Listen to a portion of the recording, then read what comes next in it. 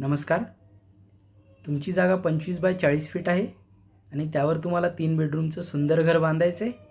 अनेकांना वाटतं 1000 square feet म्हणजे 25 बाय 40 फीटमध्ये 3 BHK बसणार नाही. पण आज मी तुम्हाला असा एक प्लॅन दाखवणार आहे जो पाहिल्यावर तुम्हाला समाधान वाटेल. या प्लॅनमध्ये आपण 3 मोठ्या बेडरूम्स, एक मॉडर्न ओपन किचन आणि गाडीसाठी पार्किंगची सोय केली आहे. चला तर मग सविस्तर नकाशा पाहूया. आपल्या प्लॉटची समोरची बाजू फ्रंटेज 25 फीट आहे. मुख्य गेटमधून आत शिरताच डाव्या बाजूला आपण पार्किंग दिले आहे. त्याचा आकार 11 feet 8 inch by 10 feet 4 inch असा असणार आहे.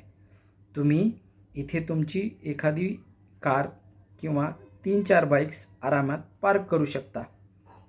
उजव्या बाजूला आपण जिना दिला आहे, म्हणजेच उजव्या बाजूला स्टेअरकेस दिली आहे, ज्याचा वापर पहिल्या फ्लोअरवरती जाण्यासाठी होणार आहे. आता आपण बघूया लिव्हिंग हॉल आणि डायनिंग एरिया. पार्किंगमधून आत जाताच आपण लिव्हिंग हॉल दिलेला आहे आणि सोबतच अटॅच डायनिंग एरिया असणार आहे. याचा आकार रुंदी असणार आहे 11 फीट 4 इंच आणि लांबी असणार आहे 18 फीट, ज्यामध्ये तुम्ही प्रशस्त सोफा, TV युनिट आणि डायनिंग टेबलची व्यवस्था आरामात करू शकता. हॉलला आपण मोठी खिडकी दिली आहे जी पार्किंगला अटॅच असणार आहे, जेणेकरून दिवसभर घरामध्ये नॅचरल सूर्यप्रकाश येत राहील. या खिडकीची साईज आहे 4 फीट उंच आणि 8 फीट रुंद, म्हणजे लांबी 4 फीट आणि रुंदी 8 फीट असणार आहे, ज्याच्यामुळे तुम्हाला दिवसभर घरामध्ये फ्रेश असं वातावरण आरामात राहील आणि पुरेसा सूर्यप्रकाश हॉलमध्ये असणार आहे. हॉलला लागूनच जेवणासाठी म्हणजे डायनिंग एरियासाठी स्वतंत्र जागा दिली आहे, जी किचनच्या अगदीच जवळ आहे. आता आपण बघूया किचन. आपलं किचन हे एल शेप मॉड्युलर डिझाईनमध्ये आहे. याची एक खास गोष्ट म्हणजे किचनच्या मागे आपण एक OTS दिला आहे. OTS म्हणजे काय? ओपन टू स्काय, म्हणजे आपल्या प्लॉटमधला मोकळा स्पेस.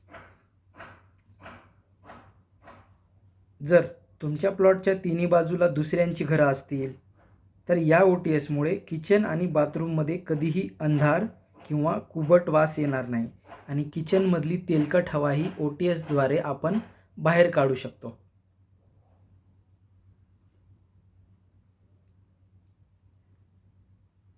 आणि हे किचन ओपन किचन असणार आहे, ज्यामध्ये एल शेप असल्यामुळे तुम्हाला व्यवस्थित किचनमधील सर्व कामे आरामात करता येतील.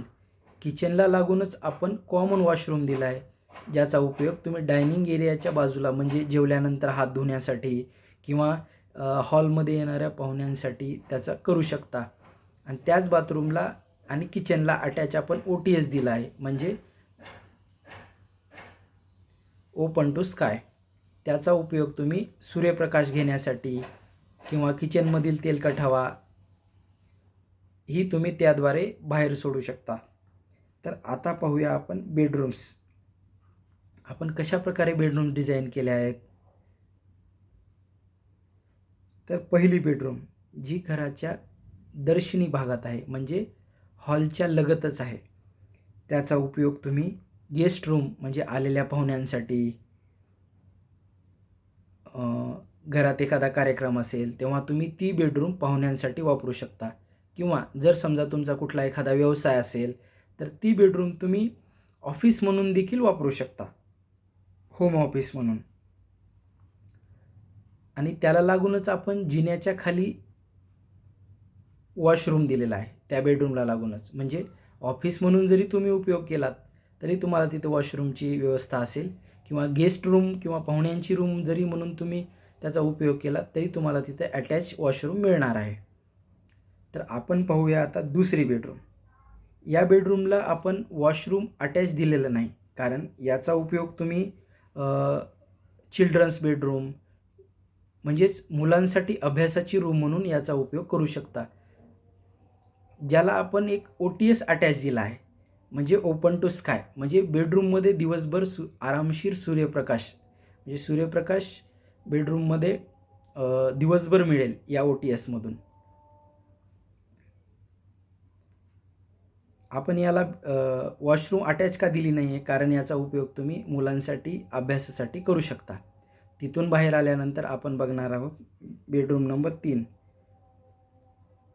जी असणार आहे मास्टर बेडरूम. याला आपण अटॅच बाथरूम दिला आहे. ही बेडरूम तुम्ही घरच्यांसाठी वापर करू शकता. आणि या बेडरूमला आणि बाथरूमला आपण OTS दिलेला आहे, म्हणजे ओपन टू स्काय. आपण या हाऊस प्लॅनमध्ये फक्त 1000 स्क्वेअर फीटमध्ये आपण 2 OTS दिलेले आहेत. पहिला OTS आहे जो बाथरूम आणि किचन यामध्ये दिवसभर पुरेसा सूर्यप्रकाश असण्यासाठी, आणि यातील जी हवा आहे ते त्या OTSमधून तुम्ही बाहेर सोडू शकता. आणि दुसरा OTS दिलेला आहे 2 बेडरूम आणि बाथरूमच्या मध्यभागामध्ये, ज्याचा उपयोग कसा करणार आहे आपण आता, तर त्याचा उपयोग तुम्ही दोन्ही बेडरूम्समध्ये दिवसभर पुरेसा सूर्यप्रकाश, खेळती हवा राहण्यासाठी आणि बाथरूमसाठी व्हेंटिलेशन म्हणून तुम्ही त्याचा उपयोग करू शकता. तर हा झाला ग्राउंड फ्लोअरवरचा प्लॅन. जर तुम्हाला फर्स्ट फ्लोअर पण कन्स्ट्रक्ट करायचा असेल तर तुम्ही सेम प्लॅन फर्स्ट फ्लोअरवरती अप्लाय करू शकता. आणि जर तुमची फॅमिली मोठी असेल तर तुम्ही सेकंड फ्लोअरवरती सुद्धा सेम प्लॅन कन्स्ट्रक्ट करू शकता. या प्लॅनमध्ये किंवा या लेआउटमध्ये तुम्हाला कोणताही बदल करण्याची गरज नाही आहे. तर आपण या प्लॅनमधील कॉलमची साईज बघूया. इथं आपण कॉलम डिनोट केलेले आहेत. जे ब्लॅक कलरमध्ये तुम्हाला दिसत आहेत ते आहेत कॉलम. तर या कॉलमची साईज असणार आहे 9 इंच रुंद, 18 इंच लांब, म्हणजे 9x18चे कॉलम्स असणार आहेत. आणि यामध्ये वॉलची साईज असणार आहे, आउटर वॉलची साईज असणार आहे 6 इंच, आणि बाथरूम्स म्हणजे इनर वॉलची साईज असणार आहे 4 इंच.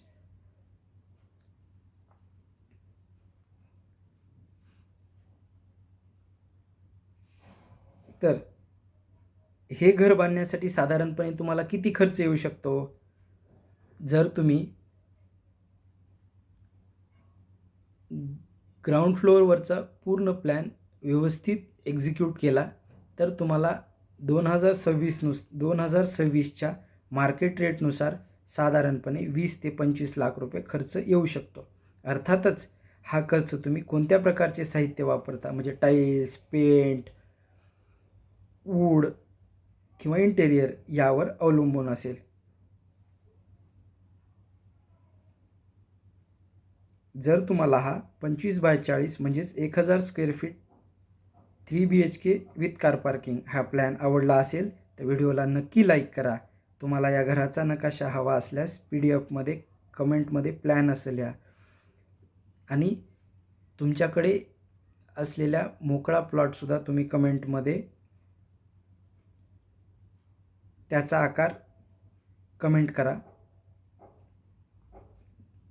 म्हणजेच त्यावर मी नक्की एक व्हिडिओ बनवेन. अशाच नवनवीन डिझाईन्स पाहण्यासाठी चॅनलला सबस्क्राईब करायला विसरू नका. पुन्हा भेटूया पुढच्या व्हिडिओमध्ये. धन्यवाद.